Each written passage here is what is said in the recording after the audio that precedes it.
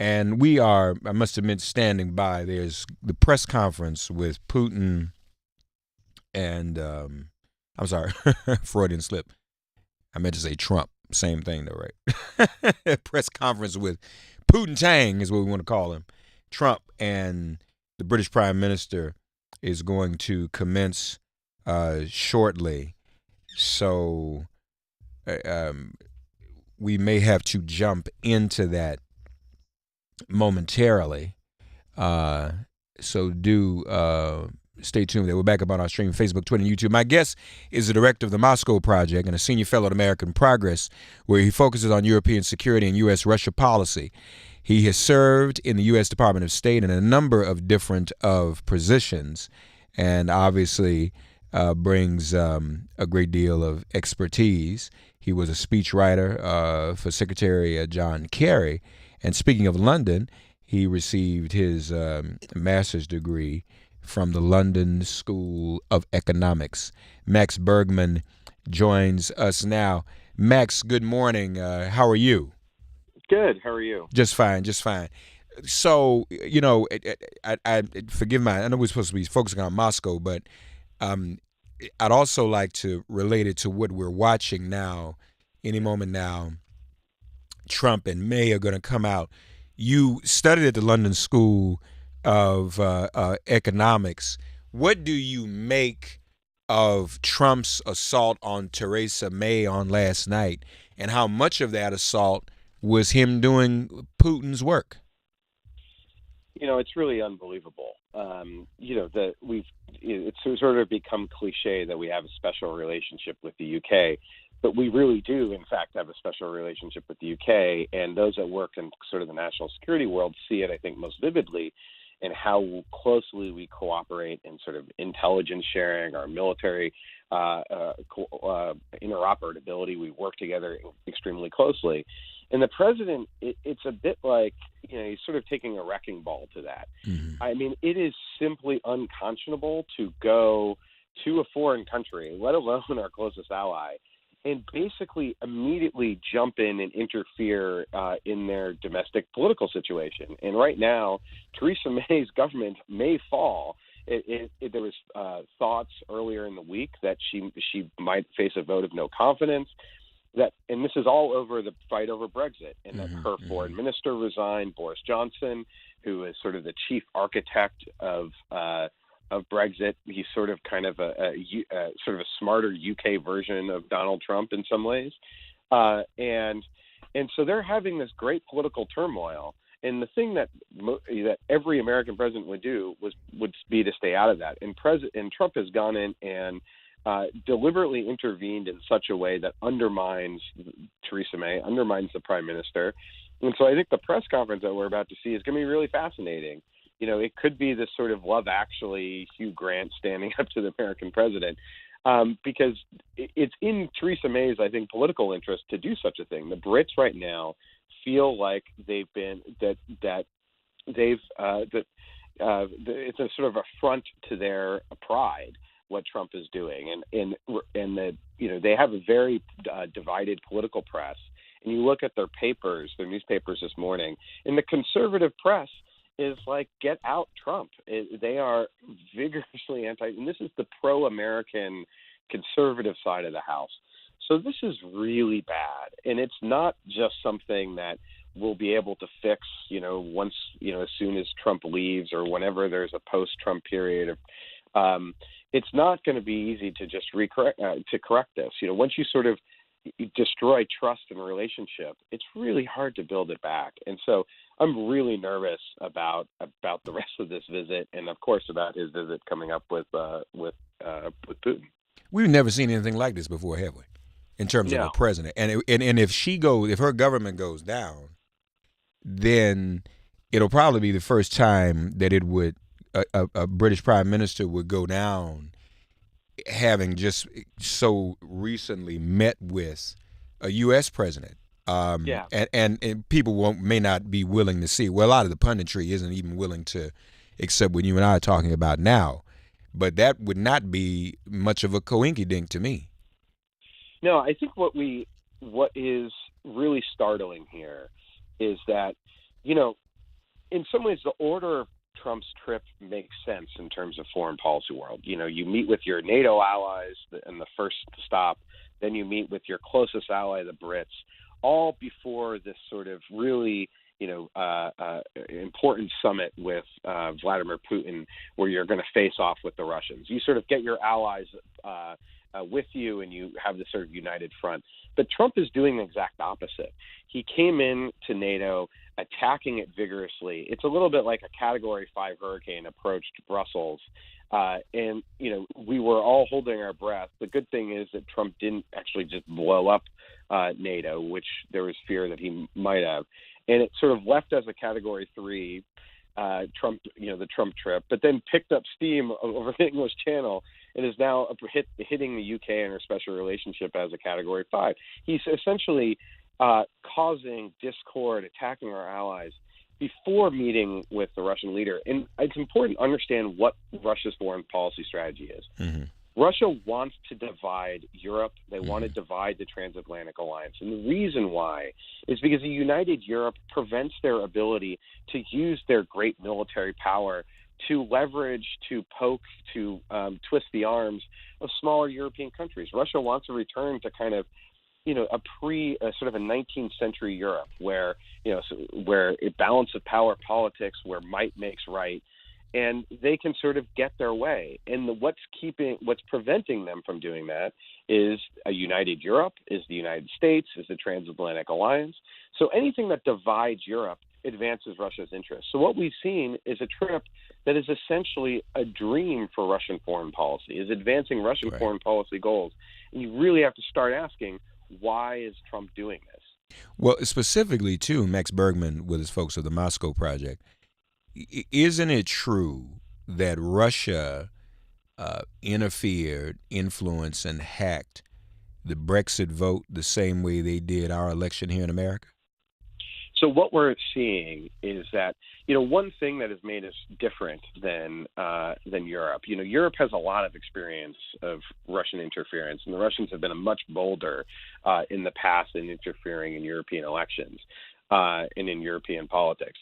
But when they interfered in our election, we not only had our robust intelligence community highlight that they did it, but we set up an investigation. The FBI started investigating. That hasn't really happened on the European side. And so we're uncovering all this stuff about what Russia did and how Russia worked with Trump during the 2016 election. But what's now happening and starting to happen is news coming out about Russia's influence and interference in the Brexit vote that happened, just a few months before the 2016 the November election here. Mm-hmm. And what is coming out is that the Russians looked like they worked with, were providing sweetheart deals and resources and money and online support to backing the Brexit vote. And so there's going to be a lot more coming out, I think, about this. This is now just starting to become, they're probably about where we were about a year ago in terms of the Russia scandal. And what's clear is that Russia was putting its thumb on the scale in the direction that it wanted, and the direction that it wants is for Europe to sort of turn away from its liberal progressive current path and become much more like the Europe that existed pre-World War II. And that is a very scary place. That is a place that had, constant conflict, constant wars, constant division, and that's really dangerous. So we need to be really on guard about it. And, I think a lot more information is going to come out in the UK. I would definitely hope so. And we were looking at some of the information on your website, the Moscow Project, all one word, the MoscowProject.org, folks. And it's really, this is unbelievable. Even this website, we've never seen anything like this. I mean, because it's never happened before. This has never existed in this way. I know you're familiar with Malcolm Nance. He was in studio with me a couple of weeks ago. Mm-hmm. And he broke down the categories of collusion, from useful idiot to witless agent to a witless asset to witting asset to then agent. Yeah. He put Trump in the category of a witting asset Do you agree Yeah. with that, or would you go all the way to the point of agent? Because I'm tempted to go agent. I think it's highly likely that he's a witting asset. And you know what? I think the bounds, the depths of the depravity with Donald Trump, I think know no bounds. So nothing would shock me at this point. I think what's clear, and I think this is the signal that people should be looking for, is that when you have the former CIA directors, not just John Brennan, but others, even in the Bush administration, General Michael Hayden, when you have former DNI, the Director of National Intelligence, James Clapper, these people aren't liberal Democrats. They are career professionals. They are intelligence operatives that most progressives oftentimes progressives would find, have real concerns about some of their approaches in terms of drones and other things. When they are sounding the alarm, and in fact are the loudest voices, it sends a real signal. And let me just say another thing, is that the former FBI director, Robert Mueller, who was appointed by Trump's own deputy attorney general, Robert Mueller doesn't come and take this case come out of retirement, take this case if this is just about a guy named Paul Manafort and some low-level people in Trump's campaign. This is one of the most serious, robust investigations and scandals in American history. And it's not simply a political scandal. This involves U.S. national security. This is a counterintelligence investigation, as James Comey himself said when he announced that there was an investigation last year. So I think what is challenging for the American public and challenging for politicians in talking about this investigation is that it's ongoing. So, we're getting information in sort of drips and drabs, but you can sort of really see the tea leaves. But the other problem is the difficulty of imagination. And Jonathan Chait wrote a great piece about this in New York Magazine on the cover. Didn't he? That was great. It's difficult to imagine how bad this could be because it's never happened before. It seems so implausible to effectively have a Manchurian type candidate, which Chait sort of outlined. But there is potential for that. And the question is, what does the evidence reveal? And I think what's fairly clear is that his businesses were dependent on Russian money. The Russians know how to use leverage against people. Trump seems someone that is incredibly easy to compromise given his personal depravity and his weak business sense, his willingness. He goes bankrupt all the time. And they could have easily used that during the 2016 election. And we know that the Trump campaign wanted to work with the Russians. That's what the June 9th meeting was all about. Right. It is very concerning with Trump going to meet with Putin. I've seen foreign policy analysts sort of say, well, Trump is like Putin is like a prized fighter. He's like Muhammad Ali, and Trump is just like a guy getting in the ring, has no idea what he's doing. And I think it's even worse, or potentially even worse, where Trump's the guy getting in the ring who wants to throw the fight.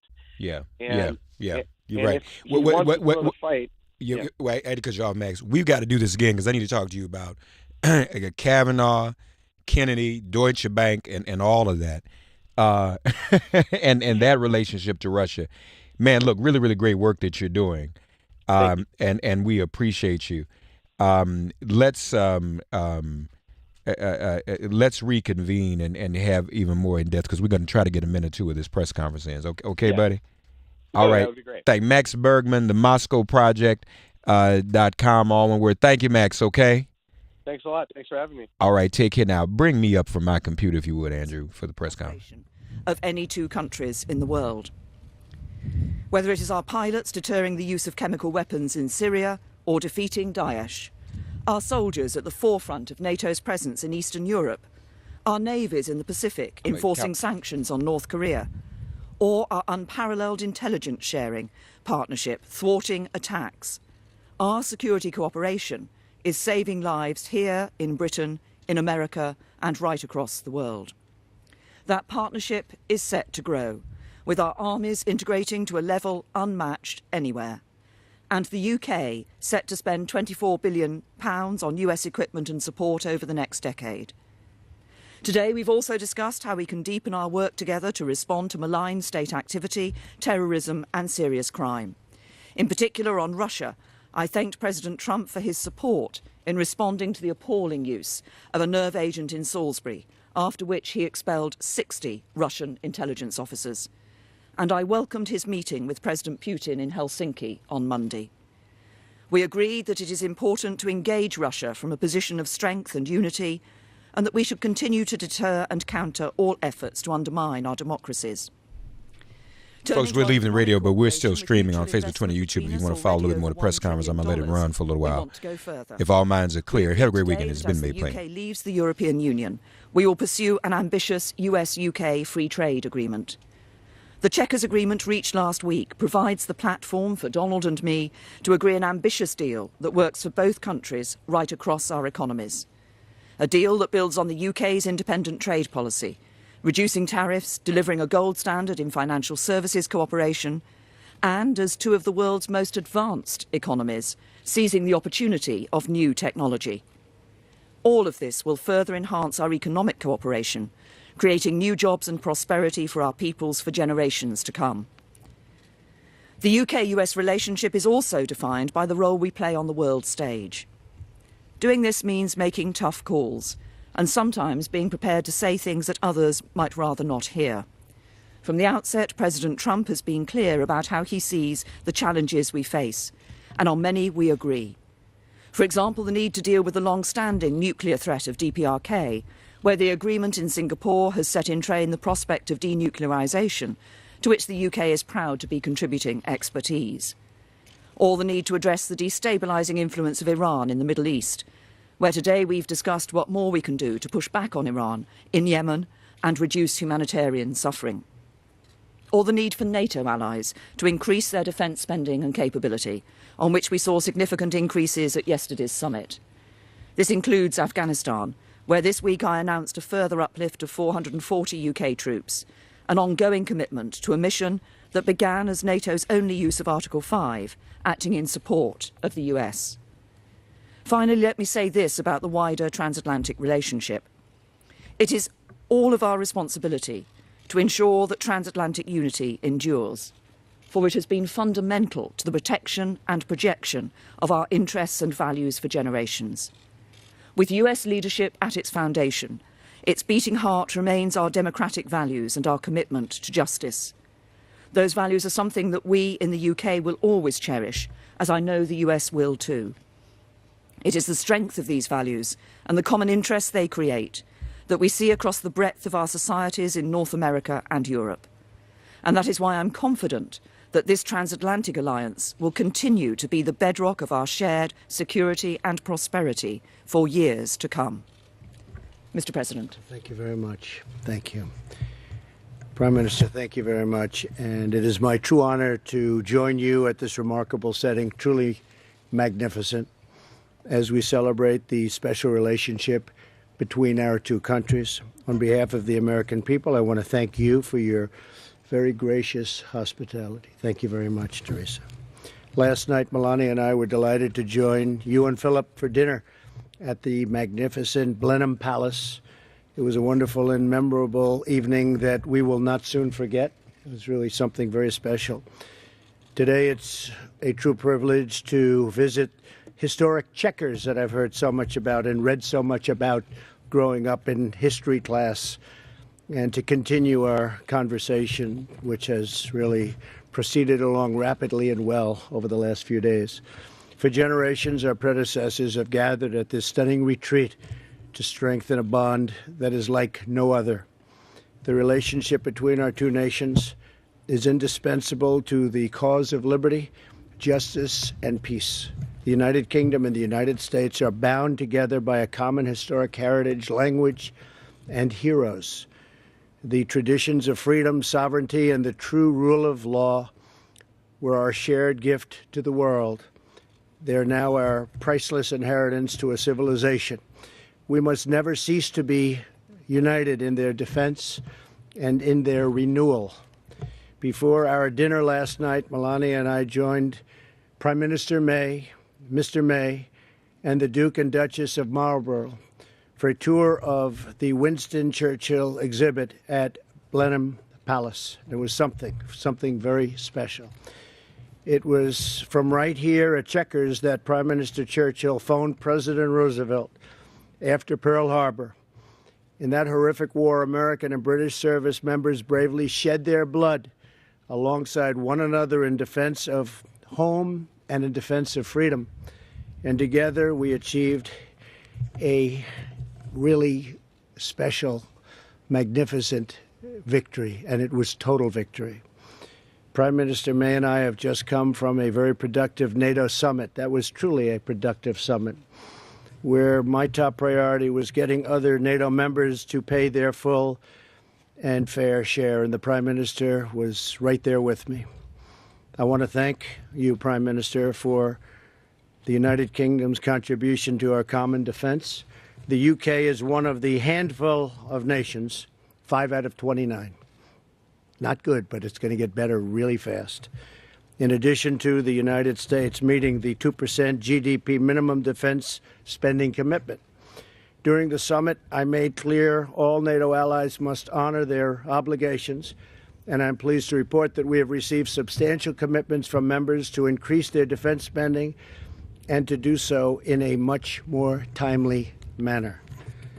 In our meetings today, the Prime Minister and I discussed a range of shared priorities, including stopping nuclear proliferation. I thanked Prime Minister May for her partnership in our pursuit of a nuclear-free North Korea. It's been a tremendous help. The Prime Minister and I also discussed Iran. We both agree that Iran must never possess a nuclear weapon and that I must halt, and we must do it, and I'm going to do it, and she's going to do it, and we're all going to do it together. We have to stop terrorism. It's the scourge. We have to stop terrorism, and we have to get certain countries, and they've come a long way, I believe. The funding of terrorism has to stop, and it has to stop now. I encourage the Prime Minister to sustain pressure on the regime, and she needed absolutely no encouragement because she, in fact, also encourages me. And we're doing that, and we're doing that together, very closely coordinated. The United Kingdom and the United States are also strengthening cooperation between our armed forces who serve together on battlefields all around the world. Today, the Prime Minister and I viewed several U.S.-UK Special Forces demonstrations. We saw some demonstrations today, frankly, that were incredible. The talent of these young, brave, strong people. We saw it at the Royal Military Academy at Sandhurst. Seamless cooperation between our militaries is really just vital to addressing the many shared security threats. We have threats far different than we've ever had before. They've always been out there, but these are different, and they're severe, and we will handle them well. We also recognize the vital importance of border security and immigration control. In order to prevent foreign acts of terrorism within our shores, we must prevent terrorists and their supporters from gaining admission in the first place. Border security is a national security problem. And in the United States, we are working very hard to get the Democrats to give us a couple of votes so we can pass meaningful and powerful border security. I also want to thank Prime Minister May for pursuing fair and reciprocal trade with the United States. Once the Brexit All right, ladies and process gentlemen, is concluded, as you can see, we were interviewing Max Bergmann before this of the Moscow Project, and then we cut into the press conference, which is bogus. I encourage you to go back and read the Moscow Project. As mentioned in the titling of this stream, and up here on the right there above us on Twitter, because there is a relationship between what Trump is doing to NATO, to Theresa May, and I mean, I have no love for the colonizer, but he is doing the work, the colonizer meaning Britain and Theresa May, but he is doing the work of Vladimir Putin. There'll be much more on that. We're going to be getting into this more deeply. We've been talking about it kind of off the cuff and in an ad hoc fashion, but we're going to be formalizing an ongoing segment on Russia with love. And that'll be the theme. So get ready. Big, fat, beautiful segment. Perform an act of kindness on behalf of an elder, young person, respect, honor, protect all the women, write a letter to a sister or brother who just so happens to find her himself incarcerated. Offer libations to the ancestors upon whose sturdy shoulders we all now stand and whose eternal vigilance we humbly aim to emulate. And above all, give thanks to the God of your understanding by whatever name you call her and him. All God asks of us is that we give each other love. On behalf of all of us here, especially our executive producer, Brittany Temple, our associate producer, Andrew Marcello, and all who contribute to the show, we hope we do our very best every day. Not only to offer you all of the love, but to make it plain. Peace. Everybody have a great, great weekend.